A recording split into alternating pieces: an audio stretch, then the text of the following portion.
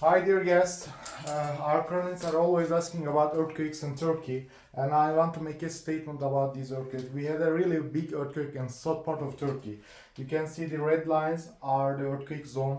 This is the south part of Turkey, but this is our classic tourism route: Istanbul, Cappadocia, Pamukkale, Ephesus, Troya. Especially in Cappadocia, we don't have fault line. We are we are so far from this area, and Istanbul is so really far from this area. In Cappadocia, we don't have a fault line. You can come Turkey without any doubt. Thank you for listening. Hola, queridos invitados que quieren venir a Turquía. Mi cliente siempre me preguntaban zona de terremoto. Aquí pueden ver la zona de terremoto acá. Esta parte es sur de Turquía, pueden ver. Pero esta ruta es ruta de turismo. Especialmente Estambul es demasiado lejos a esta zona, es zona de terremoto.